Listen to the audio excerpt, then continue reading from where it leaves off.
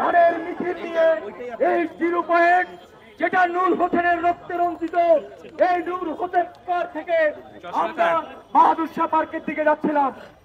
আপনারা দেখেছেন কিভাবে একটি শান্তিপূর্ণ গানের মিছিলের উপরে আমাদের আইন শৃঙ্খলা রক্ষাকারী বাহিনী বাধা দিয়েছে।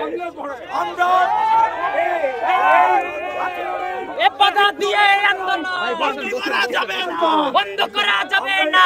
বাধা দিয়ে আন্দোলন গ্রহণ করার জন্য আমাদের সংগঠনের শিল্পী কর্মী বন্ধুদের আহ্বান জানাচ্ছি।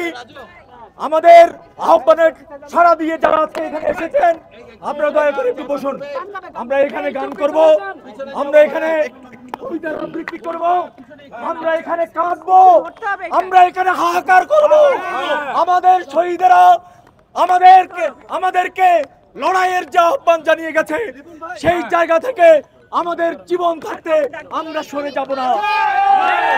আমরা এই স্বৈরাচারী সরকার, এই হাসিনার সরকার এতগুলো প্রাণ কেড়ে নিয়েছে, সেই সরকারকে আমরা পতন ঘটাবই।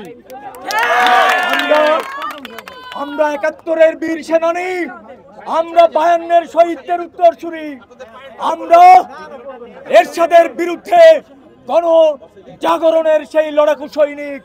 আমাদেরকে লাঠিগুলি টিয়ার গ্যাসের মধ্য দিয়ে দমন করা যাবে না। বাংলাদেশের শিল্পী সমাজ, বাংলাদেশের সংস্কৃতি কর্মীরা বাংলাদেশের সমস্ত ইতিহাসের অগ্রভাগে ছিল। সেই জায়গা থেকে আমরা বাংলাদেশের শিল্পী সমাজ, বাংলাদেশের সংস্কৃতি কর্মীরা আমাদের চেতনার তাগিদে, আমাদের প্রাণের তাগিদে আমরা আজকে এখানে কাঁদতে এসেছি। আমাদের কান্না করারও কি সুযোগ নাই? আমাদের হাহাকার করার সুযোগ নাই?